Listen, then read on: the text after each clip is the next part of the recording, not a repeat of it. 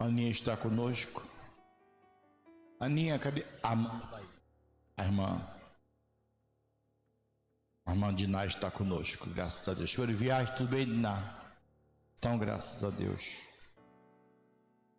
E ele mesmo deu uns para apóstolo, outros para profetas, outros para evangelistas, outros para pastores e doutores,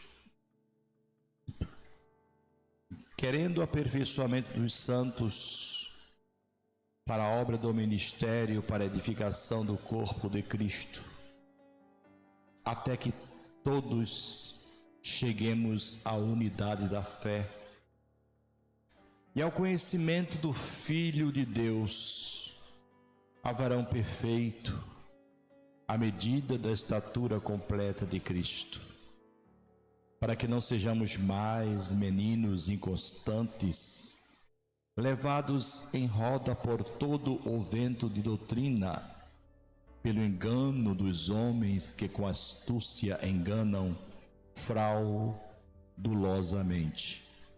Antes, seguindo a verdade em caridade, cresçamos em tudo naquele que é a cabeça, Cristo. Estamos no 14º estudo, se não me engano, sobre este assunto.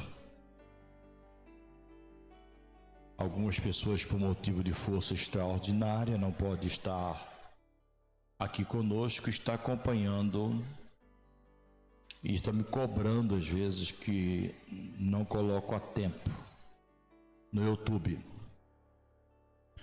O assunto que nós estamos falando é os primórdios, o protótipo, o princípio, o início do cristianismo, de onde veio. Deus sempre tem um plano glorioso e Deus nunca tem plano B.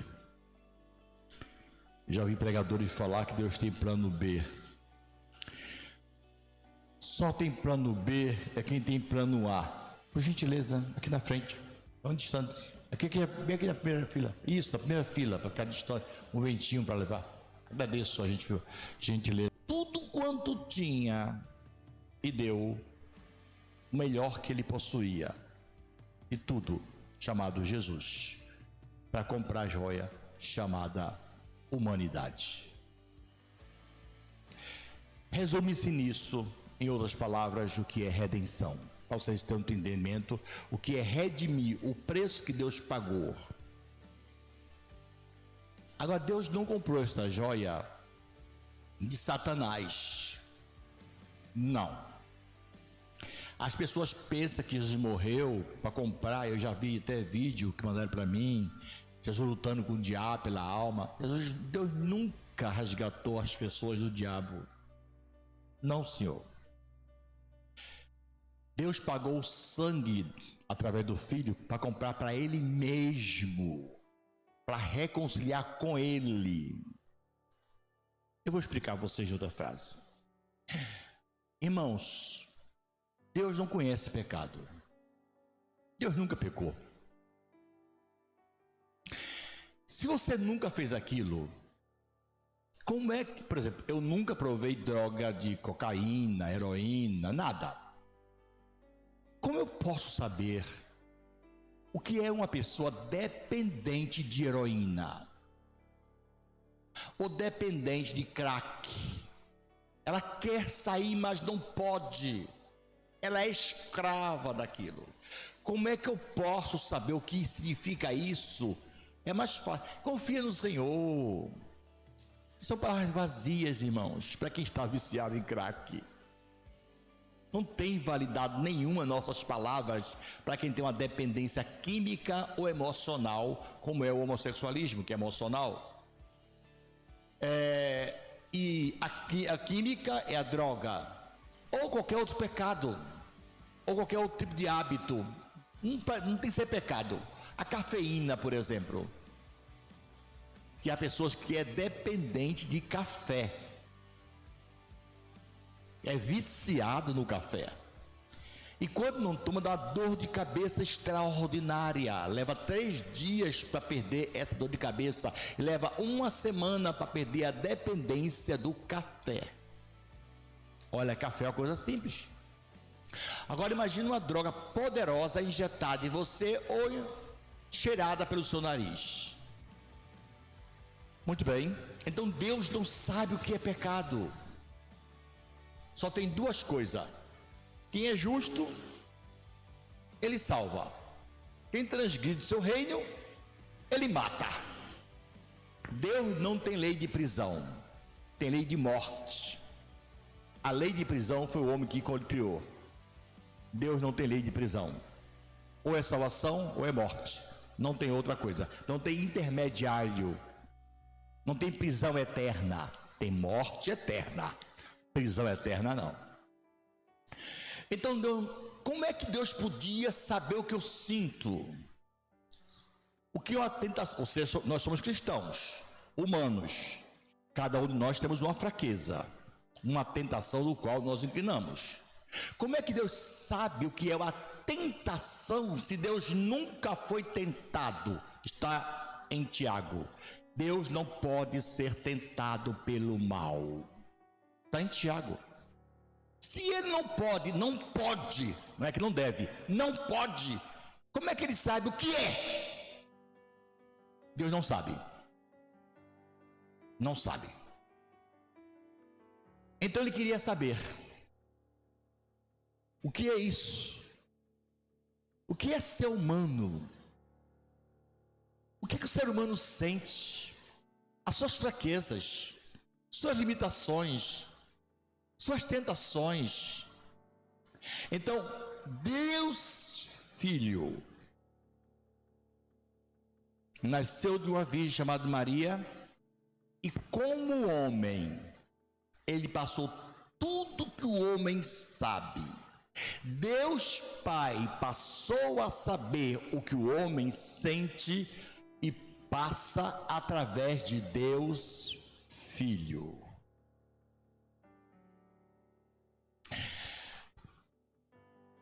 Eu não peco como aquele bom moço que não pecou. Todos os mandamentos cumpri.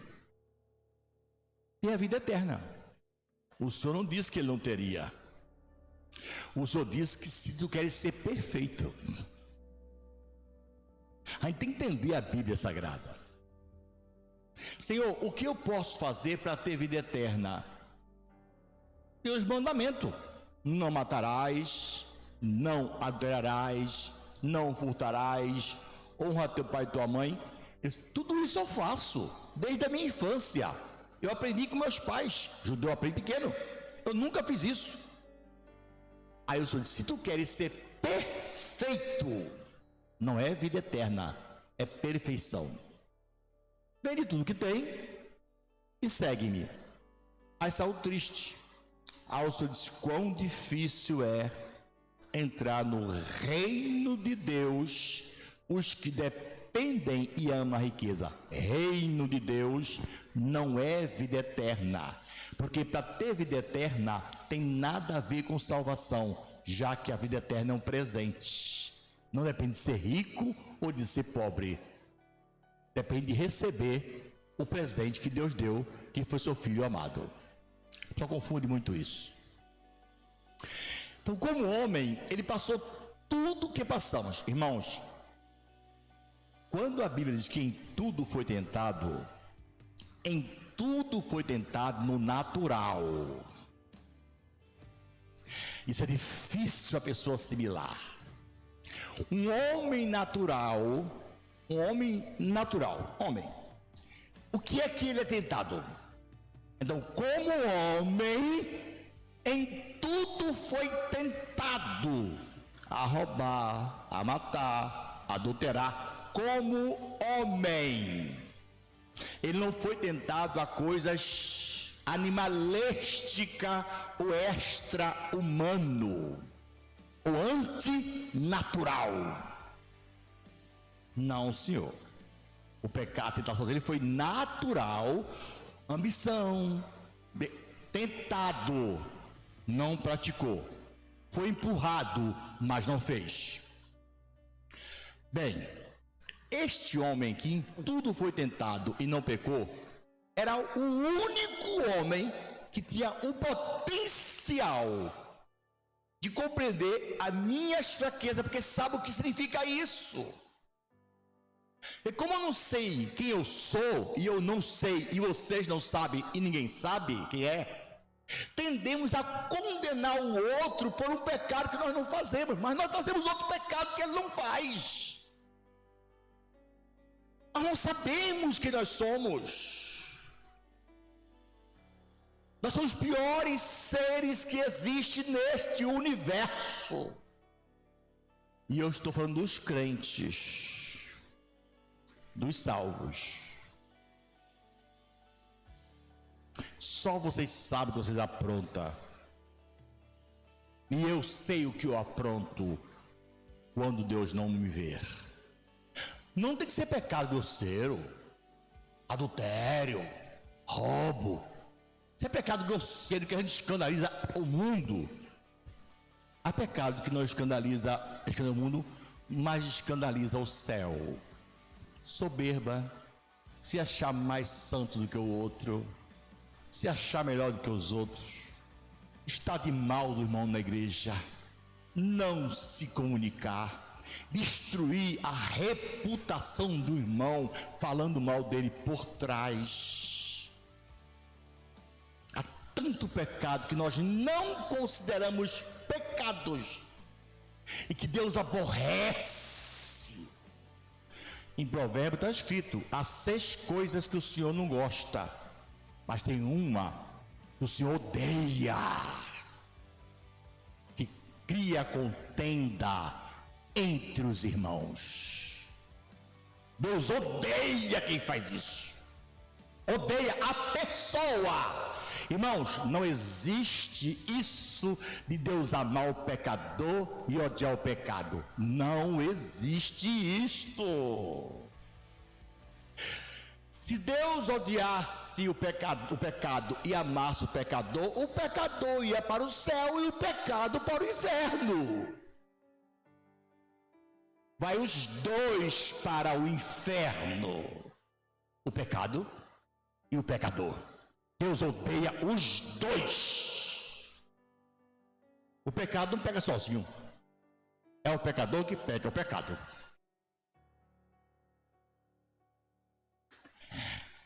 Então Jesus morreu por nós. E eu vou tocar nesse assunto aqui. Era para tocar, eu estou adiantando já. Então eu vou parar e retornar, porque eu vou explicar biblicamente como isso se deu. Mas eu já estou em Abraão. Não estou lá tocar, porque não pode ficar só no Antigo Testamento, no protótipo, sem mostrar no Novo Testamento o que está acontecendo. Então, nesse caso, como é que Deus começou esse processo de redenção de uma nova criação? A nova criação não começou em Noé. A primeira coisa que Noé fez foi ficar nu e embriagado. Então já sabe que ele não foi protótipo. Já sabe que Noé não foi o início. Deus não começa errando, Deus começa acertando. Depois o homem erra. Noé era temente a Deus, obediente. Mas por causa de Noé, o neto foi amaldiçoado. Se ele não lambesse e não ficasse nu, não serviria de chacota para cão. Cão riu do pai, porque o pai foi ridículo realmente, embora devia ter certo respeito. Não importa se a liderança é ridícula, não presta, o negócio dela é com Deus. Cuidado, as pessoas não sabem o que significa autoridade. Talvez você não dê respeito a um diácono, porque não é um pastor presidente, mas a mesma autoridade que eu tenho, um diácono, a mesma, e uma diaconisa tem. Sabe por quê? Foi o pastor que separou. Eu passei a minha autoridade para o diácono e passei minha autoridade para um presbítero ou para um ministro de louvor ou para uma missionária. Então, se alguém desacatar a ela, está desacatando a mim. E vai dar conta a Deus que me escolheu. Ataca o soldado. Atrás do soldado tem um cabo. Atrás de um cabo tem um sargento. Atrás tem um tenente. Até chegar ao general. Então quem ataca um soldado, ataca um general. Ou o presidente da república. A gente não entende o que é autoridade. Aí trata mal o diácono, organiza. Você está cavando uma cova profunda para descer. Porque a autoridade, não importa quem, se está aqui na frente, eu estou sentado, está no culto, eu obedeço. É uma criança? É. Mas agora, ali, com a palavra de Deus, ela é uma autoridade. Eu sou só pastor, eu sou membro. Como pastor, eu tenho duas coisas: eu sou ovelha e sou pastor. Quando me sento aqui e alguém prega, eu sou ovelha, eu vou ouvir a mensagem. Então existe uma autoridade aqui na frente, não importa quem seja. E eu não tenho direito de criticar essa autoridade. Está na Bíblia. O próprio Paulo falou: Deus te ferirá, parede branqueada. Aí perguntaram: tu injuria o sacerdote de Deus? O sumo? Não, me perdoe, eu não sabia que ele era sacerdote, porque está escrito: não amaldiçoarás ou não farás mal do chefe do teu povo. E eu não sou chefe de vocês. Toda liderança é chefe, no momento que exerce esta liderança. Mas meu assunto não é sobre autoridade e submissão a essa autoridade, não é. Não preciso falar sobre isso. Eu deixo o Espírito Santo trabalhar nas suas vidas. Então, a primeira pessoa que aparece no Novo Testamento é Abraão. Por favor, Mateus capítulo 1, versículo 1. E aqui tem uma coisa interessantíssima que as pessoas não observam.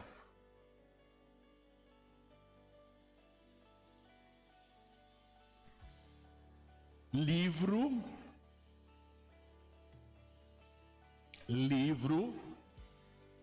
da geração de Jesus Cristo. De onde Jesus Cristo proveio? Qual é a geração dele? Não podia ser Abraão, porque Lucas fala que foi Adão. Algo está errado em Lucas.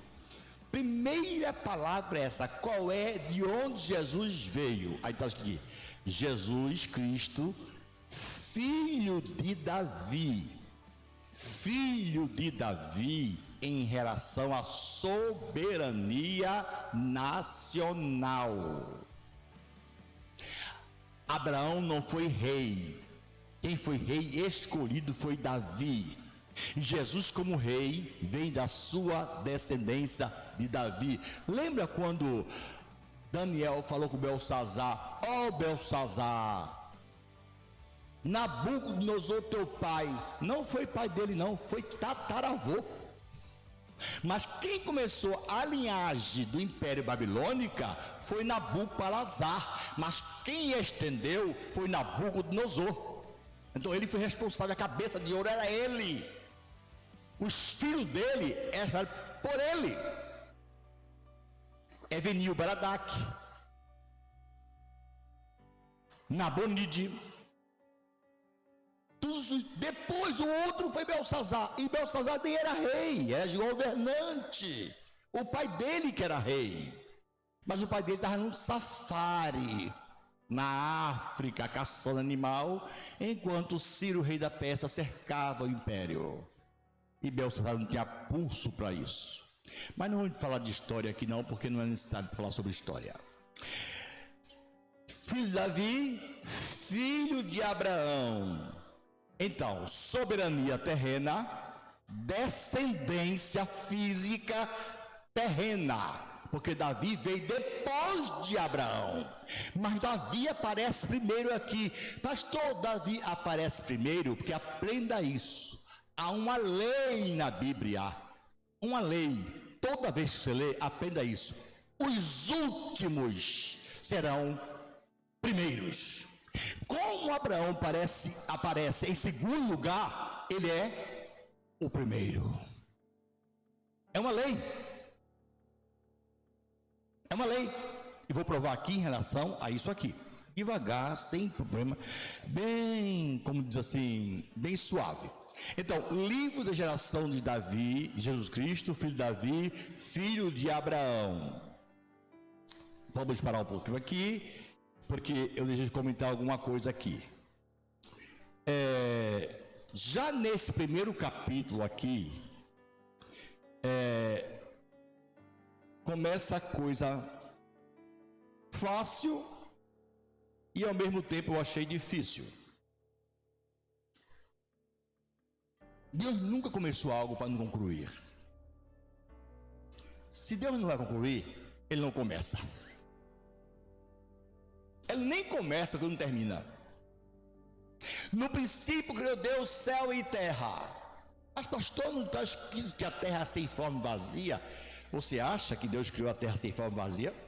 Não concluiu? Houve um caos, houve um cataclisma, houve uma situação que ocorreu, que está escrito na Bíblia Sagrada, está bem oculto, não está tão claro, mas nós temos deduções do que seja. Há coisa que Deus não revela e nunca vai revelar. Só diz que quando Deus pegou o caos, mandou seu Espírito. O Pai, Deus Pai, nunca trabalha em caos. Quem trabalha em caos é Deus Espírito Santo. O Espírito virá e vai convencer, não o Pai, o mundo do pecado, da justiça e do juízo. Quando ele vier, que eu não convenci, Jesus falou, eu não convenci, mas vou mandar o Consolador, o outro Consolador, que eu sou o primeiro, outro, e quando ele vier, vai convencer o mundo do pecado. O pecado é caos, é destruição, vazia a terra, escura e sem forma. Aí o Espírito de Deus veio para mudar esse ambiente, para tornar-se uma nova criação. Pairou sobre o abismo, como uma galinha pega um ovo, a galinha coloca um ovo, você pegou o frita, é gostoso, mas pega aquele ovo, espera ela chocar, coloca embaixo dela, aí ela fica em cima, sai, vai buscar, volta, e aquilo vai esquentando, vai gerando uma vida dentro do ovo. A terra era um ovo gelado, a terra não tinha vida, a terra era fria, escura, a terra era informe, até que o Espírito Santo veio e com o seu calor movia-se. É o que a galinha faz, bota o pé para cá, se movendo para encaixar todos os ovos embaixo dela. Com 21 dias, a vida surge de um caos que não era nada.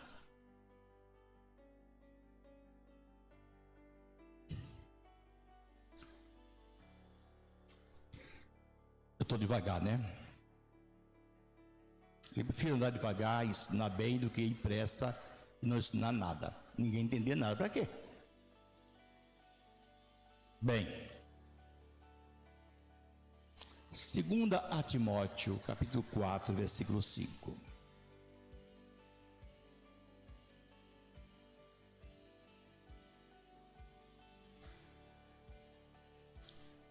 Está bem no final da Bíblia, antes de Hebreus, antes de Tito, é Timóteo. E Filemão também, né?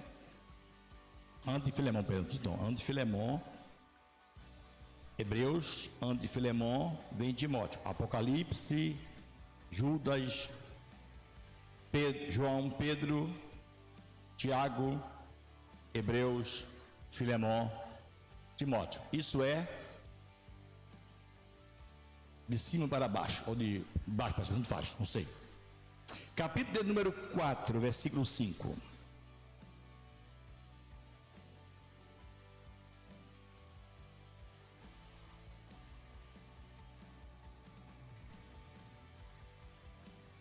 Mas tu, ser sóbrio em tudo, equilibrado em tudo. Tão difícil isso, gente. Meu Deus, tem coisa que só Deus trabalha em nossas vidas. Irmãos, escute bem, escute bem. A nossa vida só depende da ação do Espírito Santo. Nós não temos capacidade de fazer absolutamente nada. Tudo que fazemos, nós erramos, a não ser que o Espírito faça em nós.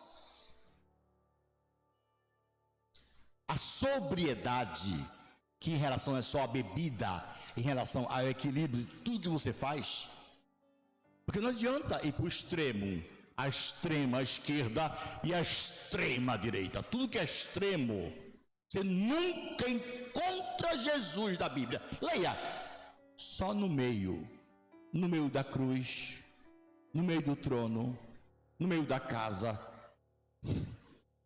Sempre Jesus estava no meio do discípulo, no meio. Ele nunca está em extremo. O extremo não é bom. O fanatismo, esquerda, o formalismo, à direita. O melhor é ser centralizado. Ter um pouco daqui e um pouco daqui. Ser um crente espiritual e ser um crente conhecedor de Bíblia.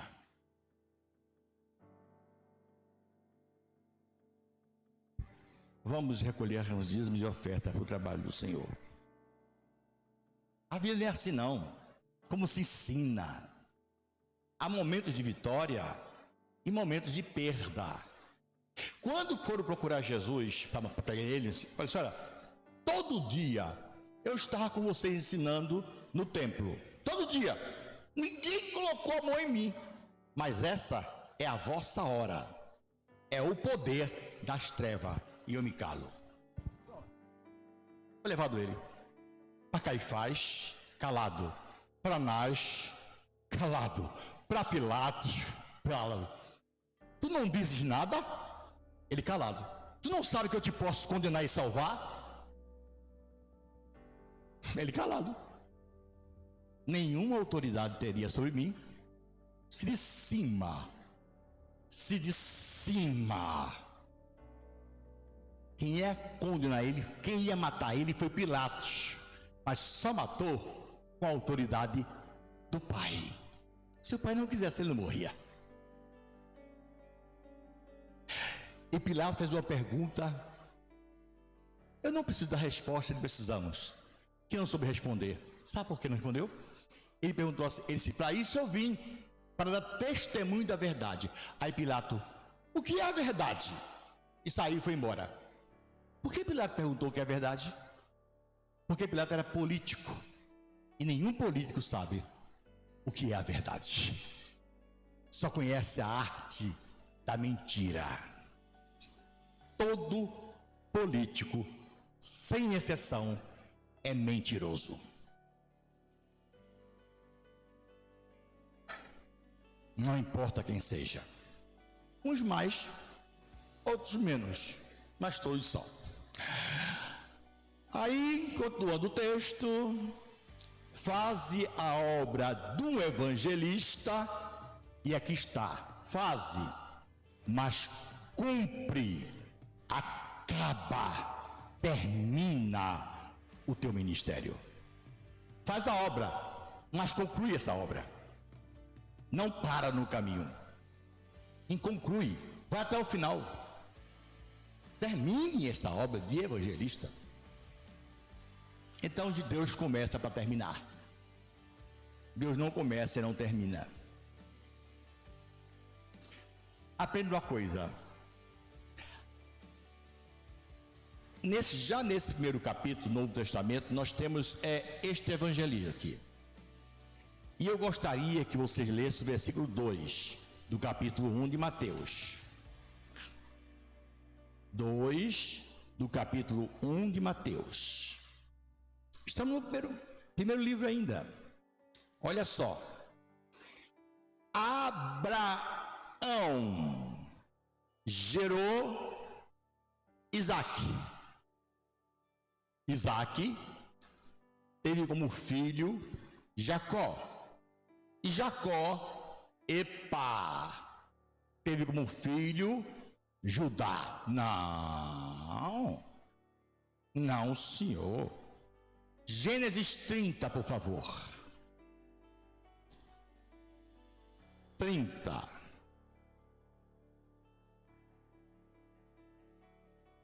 Acharam? É fácil, né? É o primeiro livro. Acharam? Sim ou não? 32. Gênesis 30, 32. 32, meu Deus. É Gênesis 30, 32? Ou eu errei? Deixa eu olhar aqui. Não.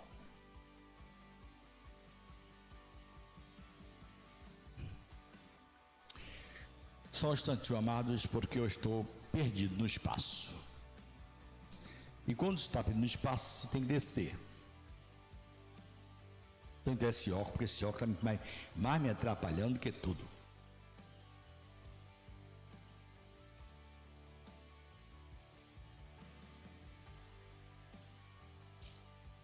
É 30 mesmo. É 30.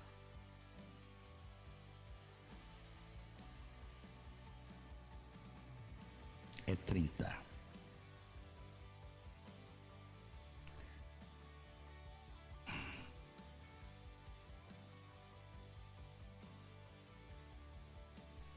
Só um instantinho, amados.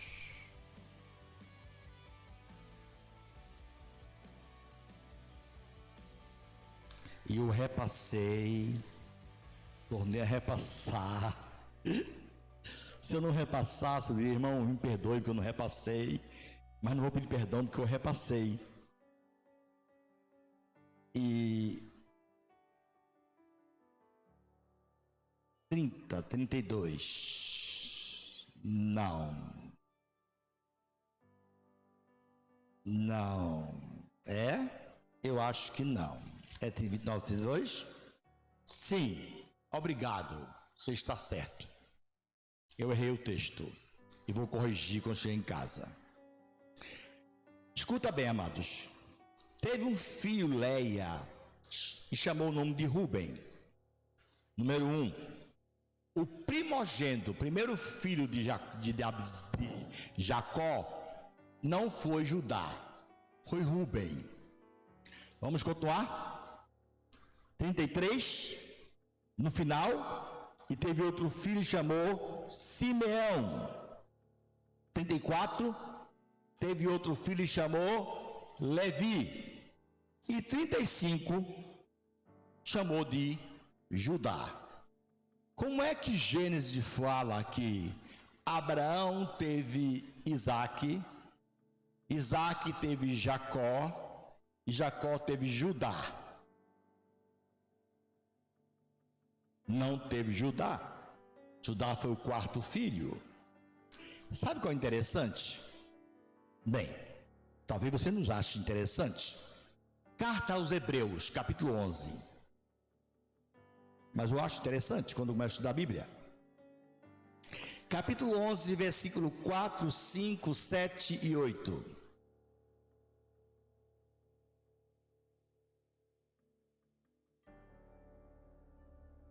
Adão teve no 4 Abel. No 5 Abel teve Enoque. No 7 Enoque teve Noé. E em 4º lugar Abraão. É coincidência? Gênesis T4, Judá seu quarto, e em Hebreus o quarto ser Abraão.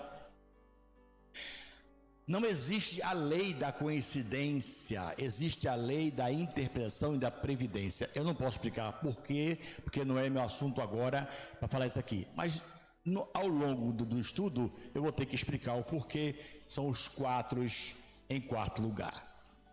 O que eu quero falar é isso. A lei, e agora eu vou entrar. A lei, não matarás. Moisés, quando deu a lei, e a lei foi dada por Moisés, Moisés não estava debaixo da lei. Moisés estava debaixo da promessa. A lei não curtia efeito nenhum em Moisés. Moisés é que deu a lei. Quem dá é superior ao objeto dado. Vou explicar aqui melhor, para não ter problema. Josué 24, versículo 2. Quinto livro da Bíblia. É o quinto livro. Não entendi. Perdão, é verdadeiro. Retificando, é o sexto livro da Bíblia. Me desculpe, me perdoe. É o sexto livro da Bíblia. Josué 24, versículo de número 2. Escute com atenção. Então Josué disse a todo o povo: assim diz o Senhor de Israel: da além do rio, antigamente habitaram vossos pais. Tera, pai de Abraão e pai de Naor, e serviram a outros deuses. Abraão, antes de Deus aparecer a ele servia com o pai e sua família em Harã, em Ur dos Caldeus, outros deuses. Deus não chamou Abraão da igreja, nem de Israel, chamou Abraão dos gentios. Logo, Abraão não estava embaixo da lei, mas da chamada, da promessa. A chamada não depende de lei, porque se vocês, sendo escolhidos por filho, dependesse de lei, ninguém ia para o céu, porque todos pecam. Estamos debaixo da promessa. Qual a promessa? Deus nos fez filho através da adoção em Cristo. Vocês erram, eu erro, nós erramos, mas estamos salvos em Cristo. Agora eu preciso explicar. Isso não quer dizer que nós podemos fazer farrinha e bem, não, porque a disciplina que vem, irmãos, está em Hebreus: Deus corrige seus filhos e quer bem. Olha, quando o pai bate no filho com chicote, com cipózinho, dói. Se sua mão pesa, imagina a mão de Deus quando começar a pesar. E geralmente não é rápido não, porque Deus não é igual a gente com raiva. Deus espera você se arrepender. Quando você se arrepende, aí ele bate.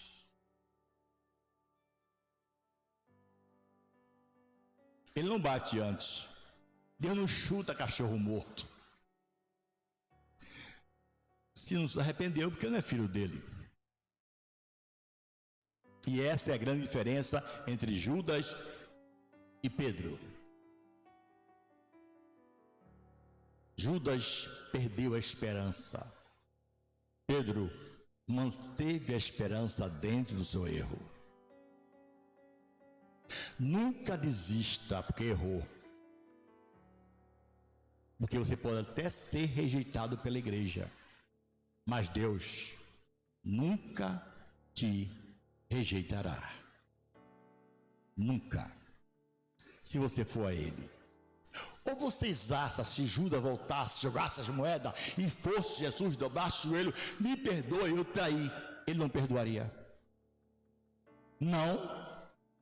Se Ele perdoou quem crucificou Ele, Pai, perdoa-lhes, que me crucificaram, que não sabe o que faz, perdoaria ajuda. Pedro que negou ele perdoa qualquer um que vai a ele. Ele não perdoa quem não vai a ele. Não importa se peca ou não peca. O problema não é pecado, é se vai ou não vai a ele. Sem mim, nada podeis fazer. Quem está em mim, eu nele. Se não está em mim, eu não estou nele. Primeiro em mim, não eu nele. Quem está em mim, aí eu estou nele. Se não estiver em mim, eu não estou nele.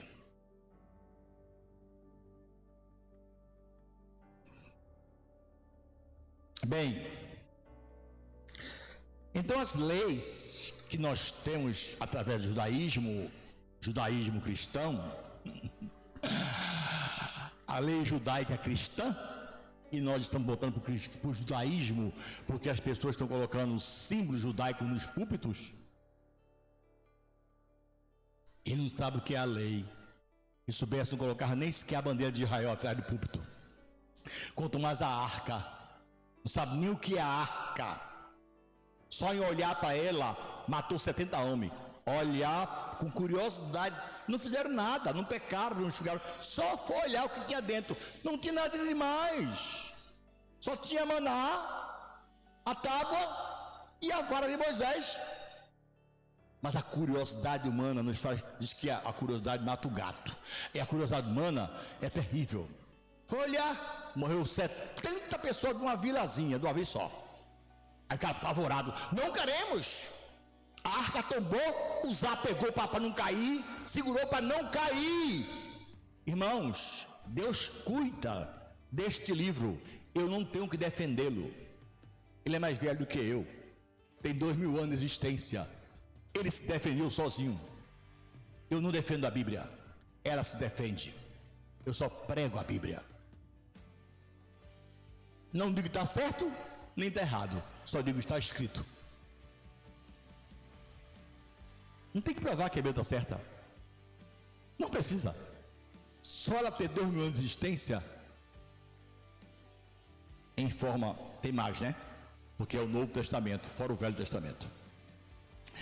João 1,17. Já está acabando meu tempo, mas ainda tem tempo bastante. Se os irmãos quiserem, eu vou mais um pouquinho além, mais uns 10 minutos. Se não quiser, eu encerro na hora certa.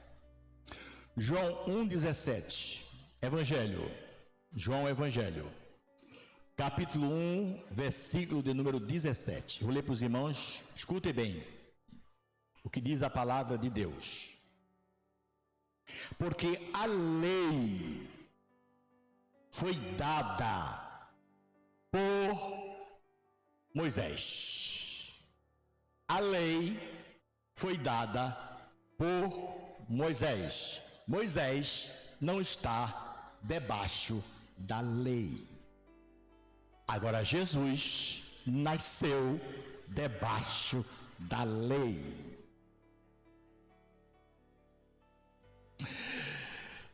Por favor, amados, Gálatas 4:4, por favor. Gálatas 4:4. Carta depois de Corinto, vem Gálatas, Atos, Romanos, Coríntios e Gálatas. Gálatas 4, versículo 4. Eu acho que você achar primeiro que eu, porque minha mão está meio escorregadia. Olha só. Mas vindo a plenitude dos tempos, Deus enviou seu Filho, nascido de mulher, nascido debaixo, sob, não sobre, sobre em cima, sob embaixo, sob a lei. Jesus nasceu para obedecer a lei. Moisés não, Jesus sim.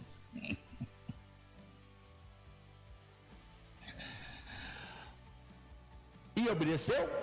Vamos ler a Bíblia. João 19:30. Evangelho de João 19:30. Vamos para o Evangelho de João. 19:30.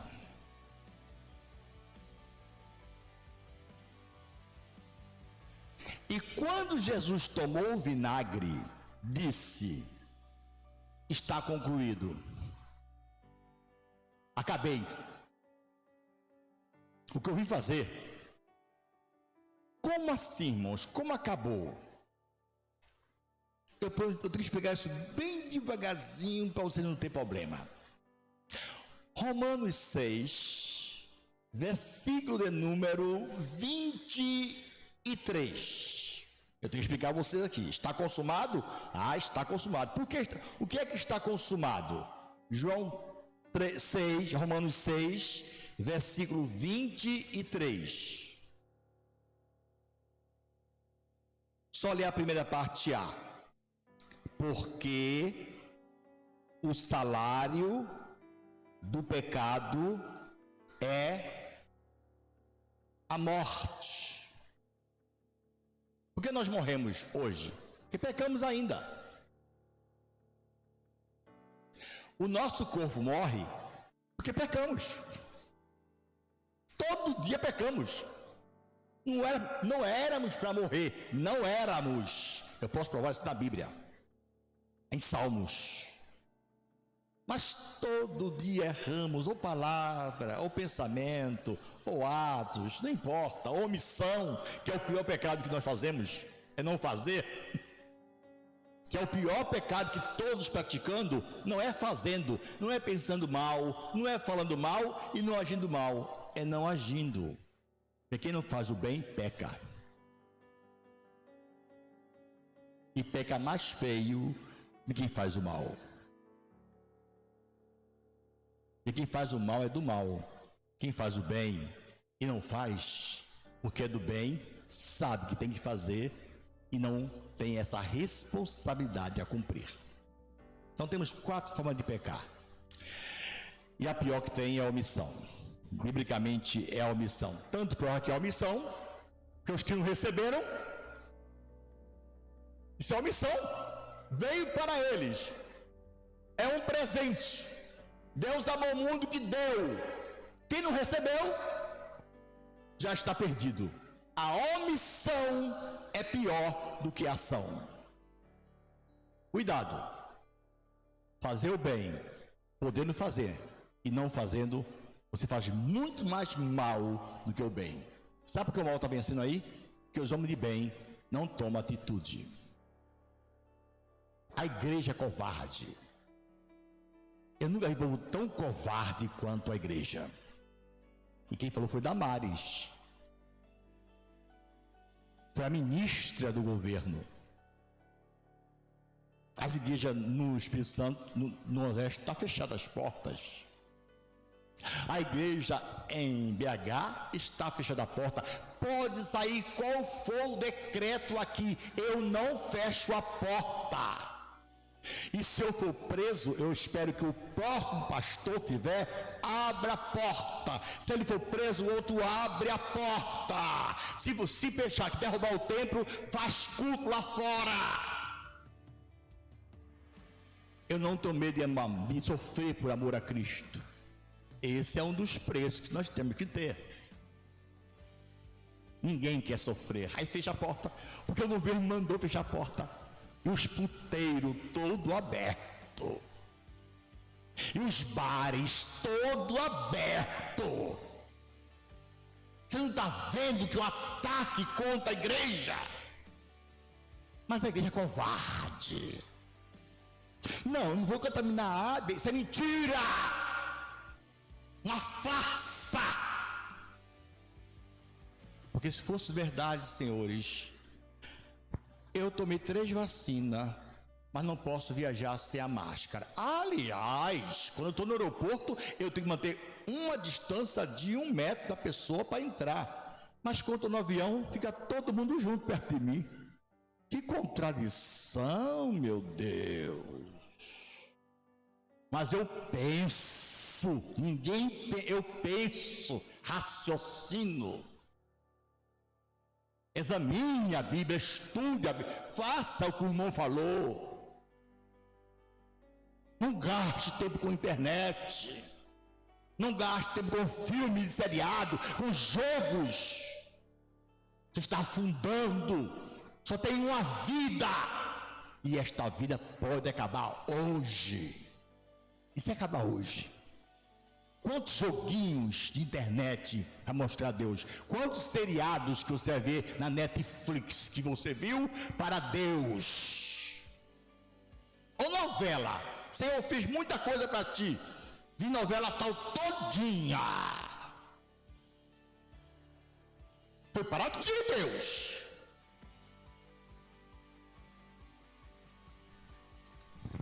Alguma vez vocês leram que Jesus estava brincando?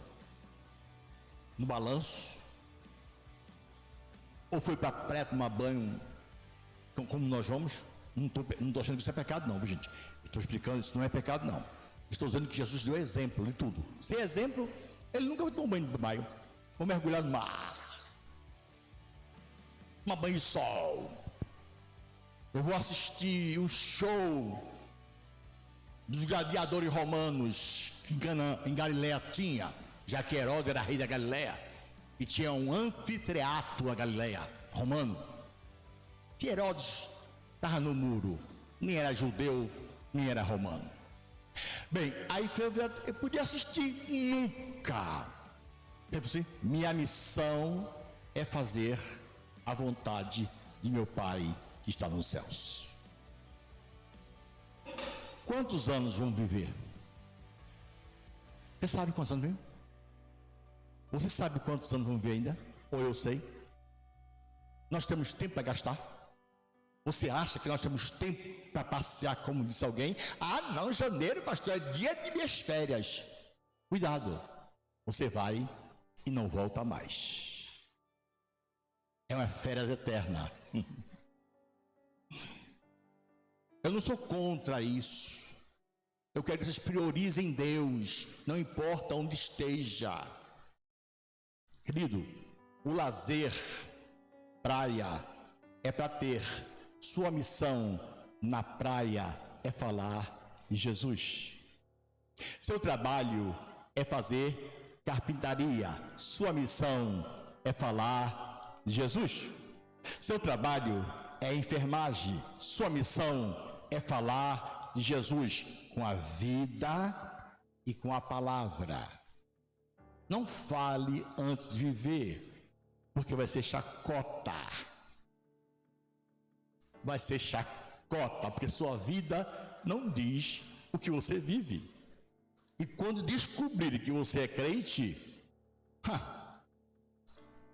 quem está fazendo mal à igreja não é o diabo, é os crentes, é os pastores. Escandaliza a igreja, é eles que estão fazendo mal à igreja, porque defama. É o crente. Crente gosta de dinheiro, quem tem mulheres e amantes. Essa é a visão que eu não dei. Foi o diabo que criou isso? Não, tem nada a ver com o diabo. O diabo está derrotado.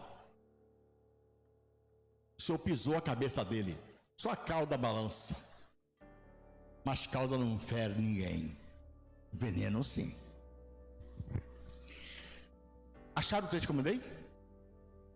Qual foi o texto? Romanos, agora leia Romanos 5:12. Mesmo capítulo, mesmo livro, 5:12. Olha só. Pelo que por um homem entrou o pecado no mundo, e pelo pecado entrou a morte. O salário do pecado é a morte. Só tem um problema: Jesus nunca pecou. Ele não podia morrer. Quando a morte mata um pecador, ela está no seu direito. Deus não pode fazer nada contra ela. Mas quando a morte mata um inocente, ela pecou. E o salário do pecado é a morte. Quando a morte matou Jesus, ela pecou. E o salário do pecado é a morte. A morte morreu no dia que matou Jesus. Por isso ele falou assim: está consumado. Matei a morte. Era meu único inimigo para matar. Acabei com ela. Aliás, e vai ser, ela está morta, mas está agindo ainda. Aí você pergunta: Deus não é onipresente? É.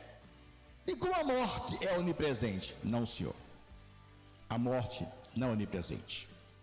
Sabe por quê? A morte está no pecador. Onde está um pecador, está a morte. Dentro do pecador. Quando todos os pecadores forem lançados no inferno, acabará a morte. O inferno, que é a sepultura, e a morte, que é o destino da pessoa, vai ser lançado no lago de fogo. Sendo lançado, acabou. Vai estar tudo juntinho. A morte e o inferno não é onipresente. Não há onipresença. Há onipresença do pecado. Porque o pecado espalha-se. Como a humanidade tem 8 bilhões de habitantes em todo lugar. Tem pessoas aqui, tem pessoas na China, mas não sou eu. Eu estou aqui sozinho. Quem está na China, na China. É um ser humano, mas não sou eu. Isso aqui diz que eu sou o único da terra. Único. Em 8 bilhões de habitantes. Não tem ninguém igual a Lenilson. É isso que prova. É isso que prova. É isso que prova. Meus olhos são únicos. Ninguém tem olhos iguais a íris. Ninguém tem semelhança. É isso que prova a minha palavra. Ninguém fala igual a eu. Pode imitar, mas falar igual é impossível. Quem é você? É Elias? Não. É Jeremias? Não. É um profeta? Não. Qual é a sua identidade? Eu sou a voz que clama no deserto. A voz é uma identidade. E como está a sua voz? Está falando da outra entidade, que é Jesus? Foi para isso que João veio. A voz de João veio para falar de Jesus. E estamos nessa terra com o único propósito. Irmãos, a igreja Adonai ou qualquer outra que exista, porque não tem igreja Adonai. Eu estou usando um termo de vocês, que é Adonai. Adonai não é igreja. Adonai faz parte de um corpo de igreja. Sejam gerais, batista, presbiteriano, Deus é amor, Cristo vive, episcopal, projeto de nova, tudo igreja, é o corpo de Cristo. Nossa única missão na terra, única, é pregar o evangelho. Não tem mais outra. Quem não fizer isso, não fez mais nada. Não é dar comida pobre. Não sou espírita. Posso dar, mas não é só isso. Não sou errado, não. Não é fazer jogral. Não é dançar. Não é nada. A minha missão. Que adianta aqui ter uma coreografia se não tem uma alma? O que adianta aqui ter louvores se não tem uma pessoa para ouvir? Me diga, a igreja é para pregar para a própria igreja? Então Jesus não precisava morrer na cruz. A missão de vocês e a minha é só ganhar alma. E se não ganhar alma, porque não é sábio. Isso não é sábio porque não comeu a cabeça do cordeiro.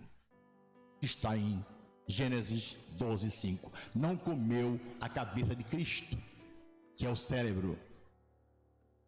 Se não come, não ganha alma. Lamento muito vocês aqui, se nunca ganhou uma alma para Jesus. Meus pêsame, você está morto e não sabe. Quem não der fruto, corta. Se o crente não ganhar alma, vai ser cortado. E muita gente que nunca adulterou, nunca roubou, nunca jogou, nunca matou, nunca jogou na loteca, na bisteca, na cisteca, nunca vai comparecer diante de Deus, porque viu seu irmão perecendo e nunca falou de Jesus para ele. Mas por que não falei, pastor? Não falou? Não é que você não sabe falar, é que não tem vida para falar. Não tem vida. Tem que viver o Cristo para falar do Cristo. Fala, você escuta. Vai para a igreja, perdão. O tempo, perdão. O lugar de reunião, e se afasta. Meu Deus, passei 7 minutos. Eu quero chamar aqui